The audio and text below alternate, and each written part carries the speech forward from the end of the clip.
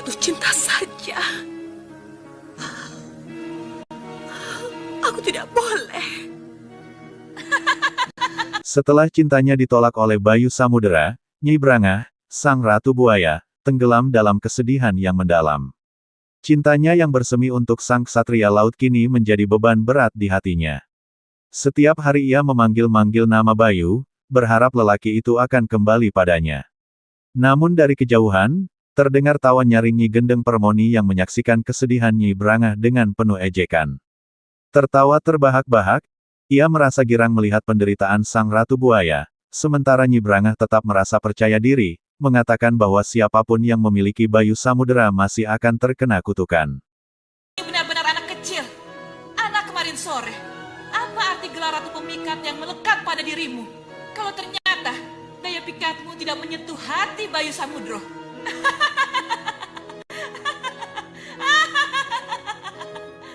Tapi ketahuilah Brangah, siapapun yang akan memiliki Bayu Samudro, ia tidak akan bisa melepaskan Bayu dari kutukanku.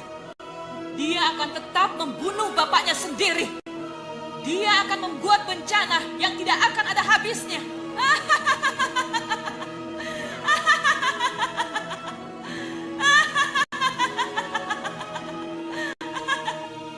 Oh, penguasa malam. Di tempat lain, seorang selir istana menangis tanpa henti. Hatinya penuh dengan kesedihan karena cinta yang tak kunjung terpenuhi kepada Tumenggung Cokro Nanggolo. Setiap tetesan air matanya disertai doa, berharap ada jalan agar ia bisa bersanding dengan kekasih hatinya. Tangisannya terdengar oleh ibundanya, Nyi Wingit, yang marah karena merasa terganggu oleh tangisan tanpa henti itu. Dengan penuh tekad, Nyi Wingit memanggil cucunya, Seto Satrio, yang memiliki paras tampan. Ia yakin Seto Satrio dapat memikat hati Nyi Brangah. Sebagai imbalan, ia menjanjikan emas dan membantu Seto Satrio membangun kerajaannya sendiri. Setelah memberi perintah itu, Nyi Wingit pun pergi.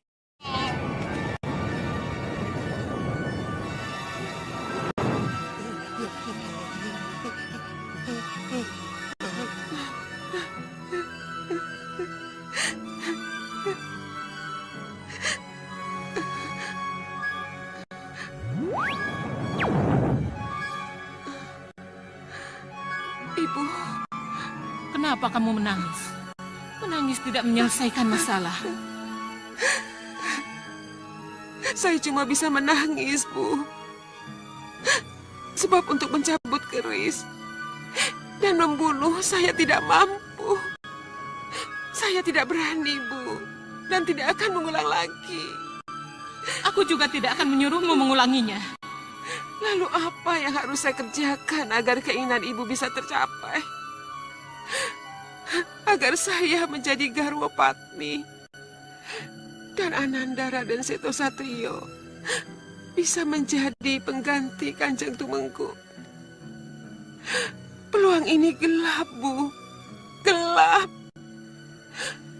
Tidak mungkin Raden Seto Satrio bisa bersaing dengan Raden Sombo yang banyak mewarisi bakat ramananya. Dan anak tertua, Bu. Tidak mungkin. Ya, aku tahu itu. Seto Satrio harus berjuang mencari kedudukannya sendiri. Maksud Ibu? Hanya dengan kekayaan, Seto Satrio bisa lebih hebat dari Cokro Nanggolo. Kekayaan? Kekayaan apa, Bu? Ya, dengan uang Seto Satrio akan bisa membangun istana. Akan bisa membangun pasukan kuat untuk menghancurkan Cokro Nanggolo.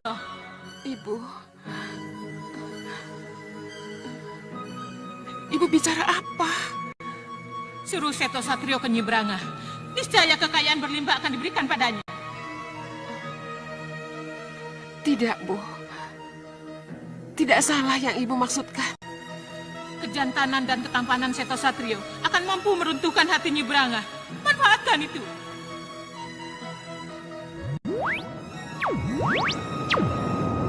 Ibu!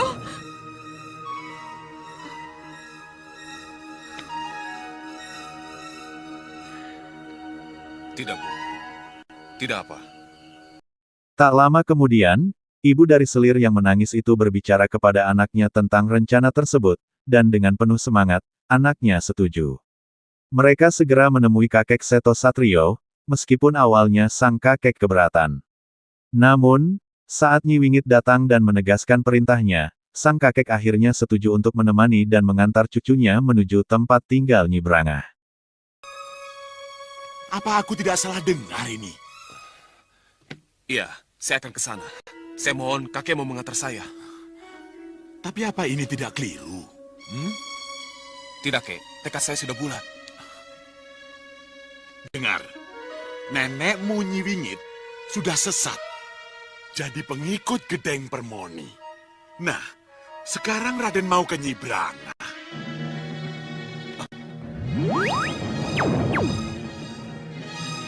Apa salahnya si Rolangu? Apa salahnya?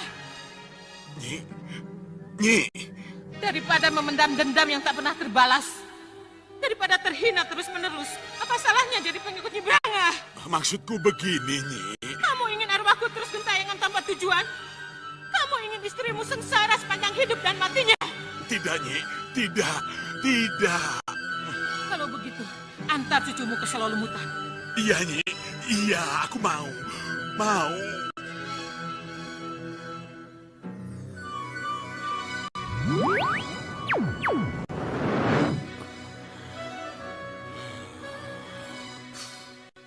Sementara itu, Tumenggung Cokro Nanggolo merasa prihatin terhadap permaisurinya.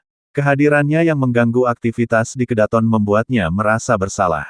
Ia pun berusaha menenangkan hati istrinya, memberikan dukungan dan penghiburan. Dinda secara tidak sengaja mendengar bisik-bisik para abdi dan bisik-bisik para selir. Terus? Bahwa sebelum Dinda masuk ke Katumenggungan, sebelum Dinda diangkat sebagai Garwa Patmi, katanya Katumenggungan aman dan tentram dan tidak pernah terjadi sesuatu apapun. Tapi setelah Dinda berada di sini... Tidak, Dinda. Ini jelas bisik-bisik yang salah. Ini jelas kasakusuk para abdi atau selir yang tidak bertanggung jawab. Jangan didengar, Dinda. Kanda bisa mengusir mereka kalau Dinda menghendaki. Kanda bisa memasukkan mereka ke penjara bawah tanah kalau mereka berani menyebar fitnah. Mungkin yang mereka katakan benar, Kanda. Bisik-bisik itu tidak sengaja ditujukan kepada Dinda, tapi beredar di kalangan mereka sendiri. Iri dan dengki karena kedudukan Dinda yang menyebabkan kasakusuk ini terjadi. Itulah yang Dinda tidak inginkan. Dinda Yuskasari, selir-selir, apalagi selir Kinasih, selalu bermimpi untuk jadi Garupatmi. Tapi Kanda tidak akan memilih satupun dari mereka. Dinda Kanda pilih, karena Dindalah yang harus dipilih. Salahkah Kanda kalau memilih Dinda yang masih putri bangsawan Pajang? Tidak, Dinda. Tidak. Siapapun tidak boleh iri dan dengki karena kedudukan Dinda sebagai pendamping Kanda. Tapi kehamilannya menyebabkan kutuk. Dan kutuk yang menyebabkan dibuang dan terbunuhnya bayi kita. Apa itu bukan kesia-siaan? Itu semua cobaan. Cobaan buat kita. Percayalah. Semuanya akan bisa kita lewati kalau kita kuat menghadapinya. Percayalah pada Kanda.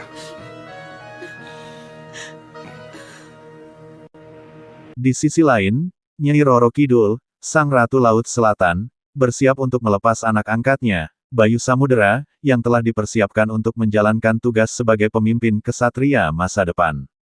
Dua prajurit pilihan dari pasukan Nyi Roro Kidul ditugaskan untuk menjaga dan melindungi Bayu Samudera selama ia menjalani takdirnya membela kebenaran.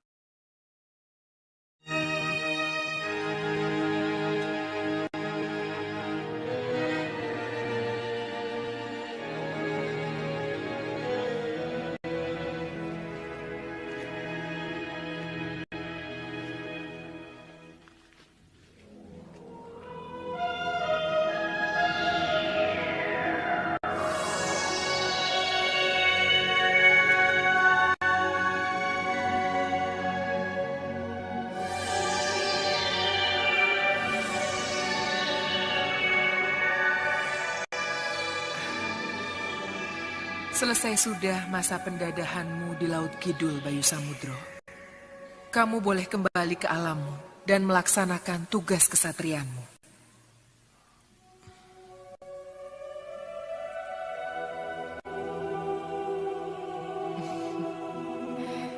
Ini milikmu waktu kecil.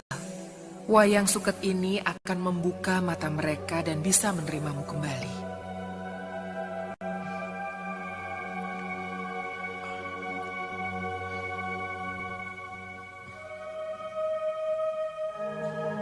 Pergilah Bayu Samudro, restu ibu menyertaimu.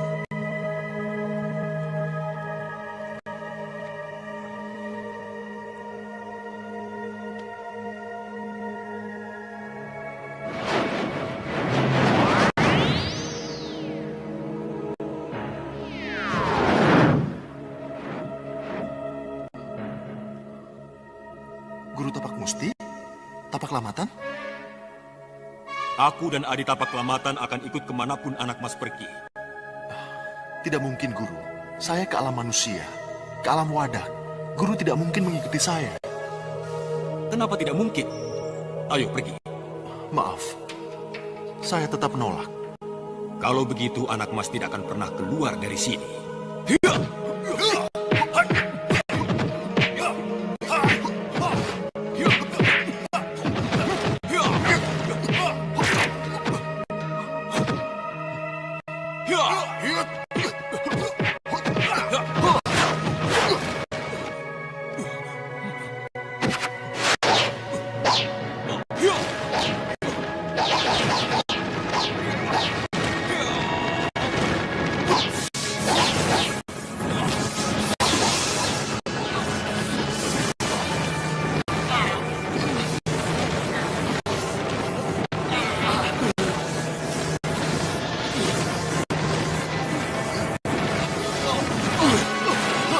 Ya, inilah yang kutunggu-tunggu.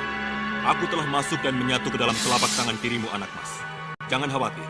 Dengan selalu adanya tapak musti di tangan kirimu, maka kekuatan dahsyatmu akan bertambah sempurna. Terima kasih, anak mas. Tapak musti akan selalu bersamamu. Tapak Musti? Ya, aku juga akan menyusulmu, Tapak Musti.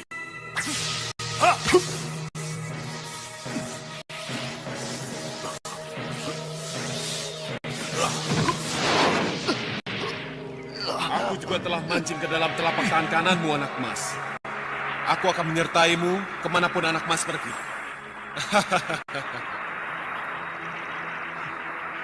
Tapak Lamatan. Mereka sengaja mancing dan menyatu. Mereka akan selalu melindungimu, menjadi pengawal abadi. Tetapi kalau kau salah gunakan, mereka akan pergi dan meninggalkanmu. Selamat jalan, anakku. Cerita pun beralih kembali kepada Nyi Brangah, sang ratu buaya, yang masih diliputi kegundahan. Patah hati membuatnya terus larut dalam kesedihan. Hingga suatu hari, Seto Satrio tiba di mulut gua tempat Nyi Brangah bertapa. Walaupun yang datang bukanlah Bayu Samudera, Nyi Brangah menerima Seto Satrio dengan senang hati.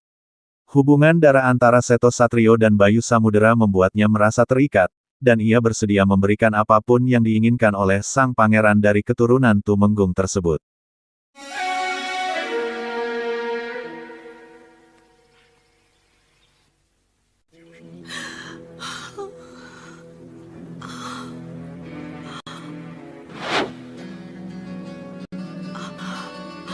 Bayu Samudro.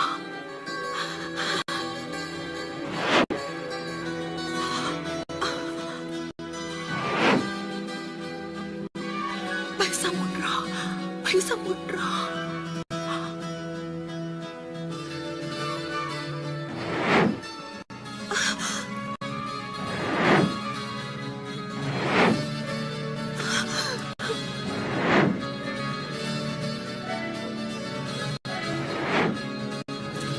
Bayu Samudro.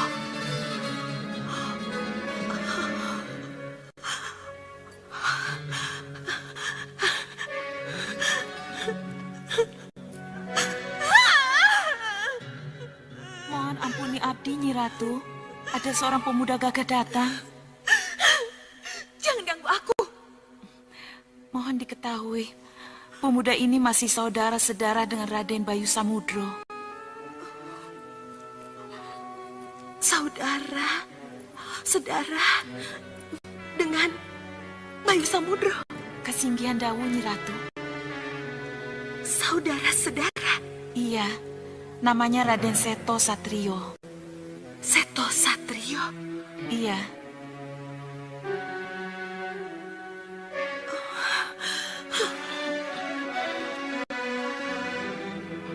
Meripat Sewu.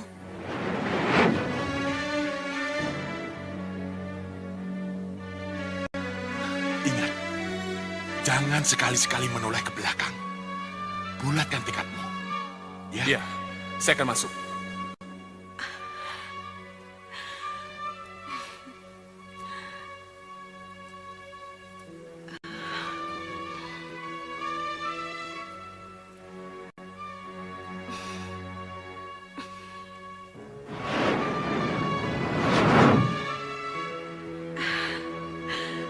Suruh dia masuk.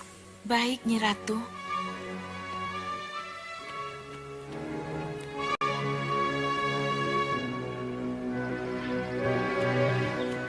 Kerisnya, Raden. Keris tidak boleh dibawa masuk.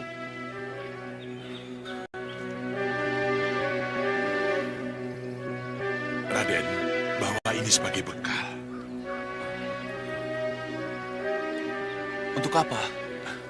Setelah kamu di dalam, kamu baru akan tahu apa gunanya. Bawa saja. Iya. Masuk.